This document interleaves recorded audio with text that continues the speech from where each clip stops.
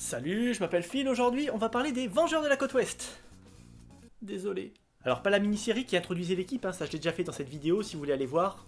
Ça m'évitera de vous présenter à nouveau les membres de cette prestigieuse équipe. Fuyez tant que vous pouvez, ça n'a pas commencé. Pour ceux qui ne connaissent pas les Vengeurs de la Côte Ouest, le principe c'est comme les Vengeurs ceux du film, mais sur la Côte Ouest. Bravo Captain Obvious. Bon, cette fois-ci, après la mini-série, on va parler de la série régulière de chez Marvel Comics, parue en France dans Titan 86 en 1986.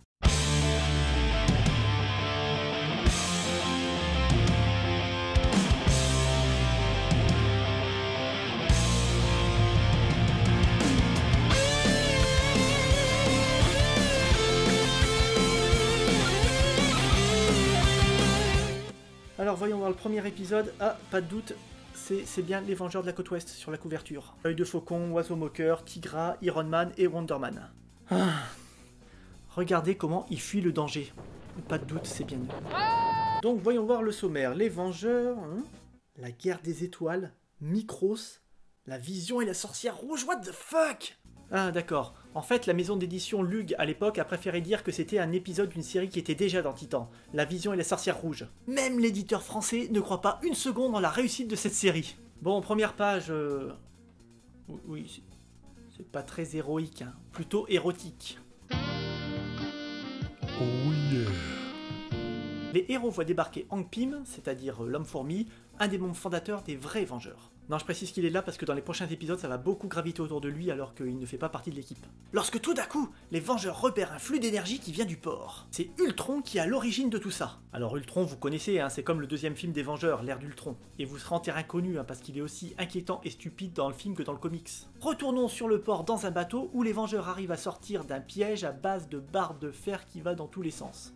Oui, dans un bateau. Techniquement, ça me paraît un peu compliqué, mais bon, on n'est plus à ça près.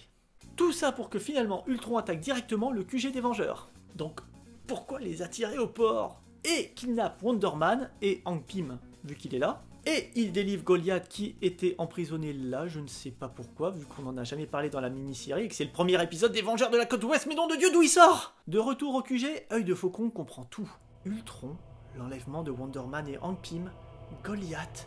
Mais oui, le moissonneur. Mais oui. Mais non, mais quel rapport? Enfin, pourquoi? Ok, Wonder Man est le frère du moissonneur, mais ça pourrait être une coïncidence. Après tout, dans le comics, Hank Pym a créé Ultron, et il l'enlève aussi. On continue avec le deuxième épisode paru dans Titan 88. Et oui, il n'y a pas eu d'épisode dans Titan 87. Oui, je suppose qu'il y a eu un épisode de La Vision et la Sorcière Rouge, mais je vais pas me taper une deuxième série pourrie. Donc, dans cet épisode, pour retrouver Wonder Man enlevé par son frère le moissonneur, car évidemment, c'était lui, ne vous attendez pas à quelque chose d'original aujourd'hui, les Vengeurs rendent visite à sa mère. Car oui, c'est bien connu, pour choper Fatalis, les Fantastiques vont parler à sa maman. Bon, ça serait pas pratique vu que la mère de motherfucking Fatalis, elle est en enfer.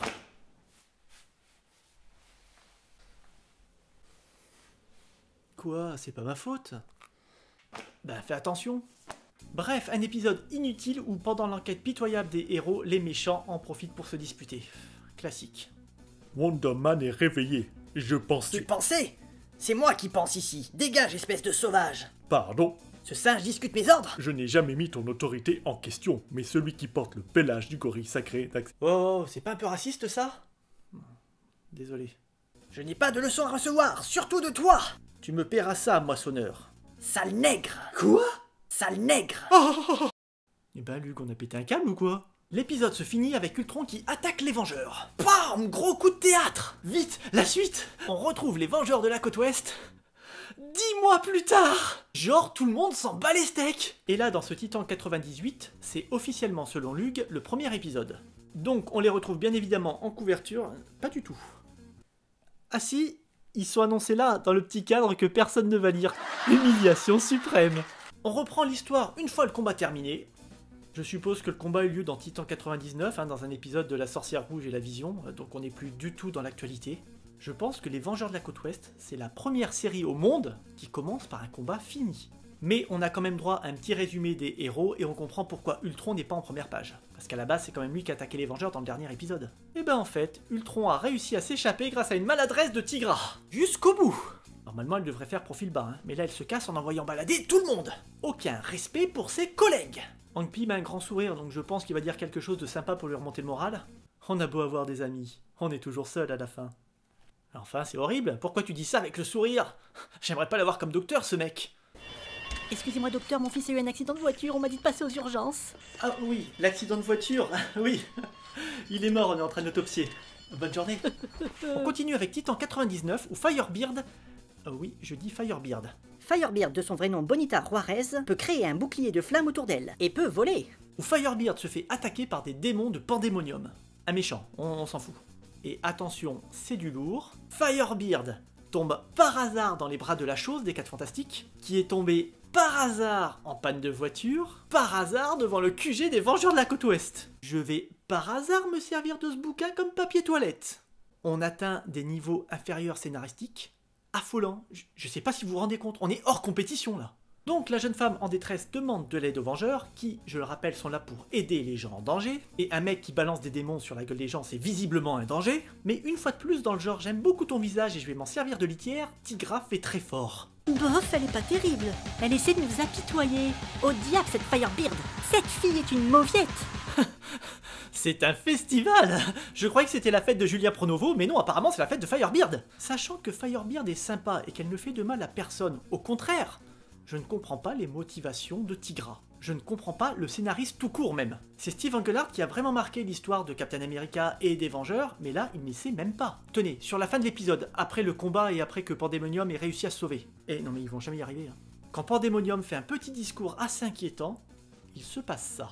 Quel que soit le destin de l'âme qui vivait dans ce cœur, quel que soit le destin de mon corps, je dois arrêter. Ne me rire, fais pas. Pourquoi il a fallu que vous mettiez un perroquet qui parle avec un cigare dans la bouche? La scène pouvait pas être juste réussie, non? Vous avez eu peur de faire quelque chose de bien dans cette série pour une fois? Non mais il faut m'expliquer l'intérêt de tout gâcher avec des trucs what the fuck! On arrive à Titan numéro 100, le 5e épisode américain et le 3e français. Oui, c'est compliqué. Dans ce numéro... Oh mon dieu... Non, c'est pas possible. Non, non, flash spécial, arrêtez tout! Flash spécial!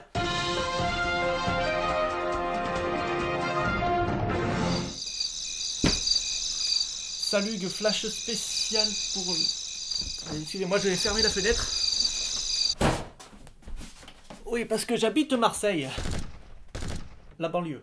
Flash spécial parce que... Ton imitation du commis est pourrie. Oh dis donc, tu arrêtes de me couper la parole. Flash spécial donc parce qu'on vient de découvrir un épisode des Vengeurs de la Côte Ouest qui serait pas mal. Ça se passe dans Titang numéro 100 aux éditions Lu. Ça concerne les origines de Tigra, un personnage secondaire dont on n'a absolument rien à faire. Et pourtant, pour une fois, le récit passe bien. Le scénariste et le dessinateur sont les mêmes, alors c'est peut-être le changement d'encreur qui fait toute la différence. En effet, l'ancrage de Baker rend les choses un peu plus poétiques, voire même réalistes, et, ce qui fait que le récit passe un petit peu mieux. C'est la fin de ce flash spécial. Si vous voulez d'autres JT, n'hésitez pas à aller voir ma chaîne. En attendant, n'oubliez pas de lisez des comics et lisez des comics.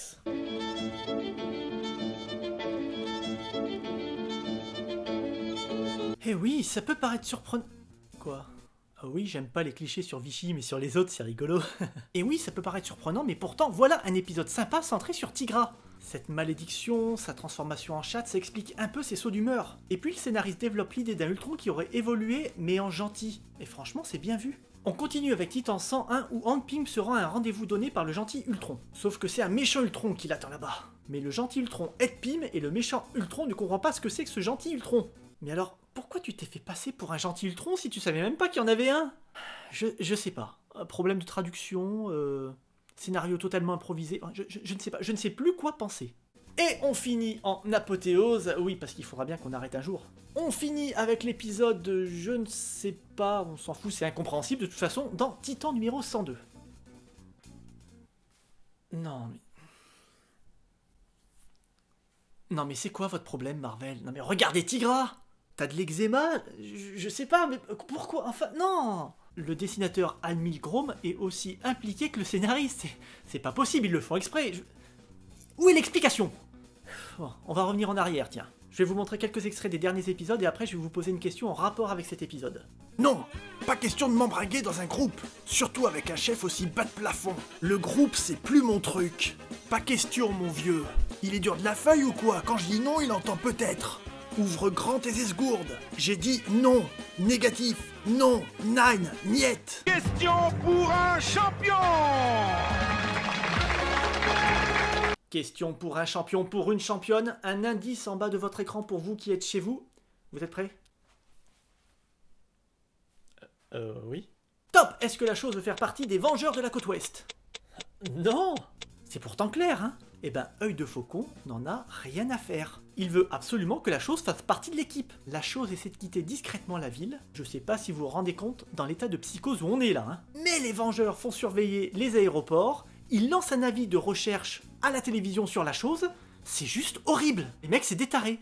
Il y a pas d'autre mot, c'est des tarés. Donc quelqu'un appelle les Vengeurs pour leur dire qu'il a vu la chose au bord de la plage. Les Gus s'y rendent et bien évidemment, c'est un piège de Headlock. Alors, qui est Headlock? J'ai cherché dans mon encyclopédie Marvel et j'ai rien trouvé. J'ai cherché dans ma seconde encyclopédie Marvel et j'ai rien trouvé. Alors j'ai cherché dans ma troisième encyclopédie Marvel et j'ai rien trouvé.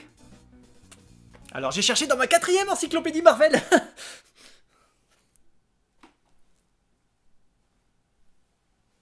Ma vie est nulle. Bref, je n'ai rien trouvé sur Headlock. Si seulement je connaissais quelqu'un qui parlait des personnages secondaires. Attends une minute. Non, on n'a pas le temps. C'est quoi le pouvoir de ce méchant? Je sais pas, il peut se rendre invisible et faire bouger des trucs par télékinésie, je pense. Ok, et comment il gagne les Vengeurs? Enfin, déjà, est-ce qu'il gagne? Et si oui, comment? Alors, Oiseau Moqueur, en se concentrant, arrive à le voir. Oiseau Moqueur. Oui. Oiseau Moqueur qui n'a pas de pouvoir et qui n'en a jamais eu.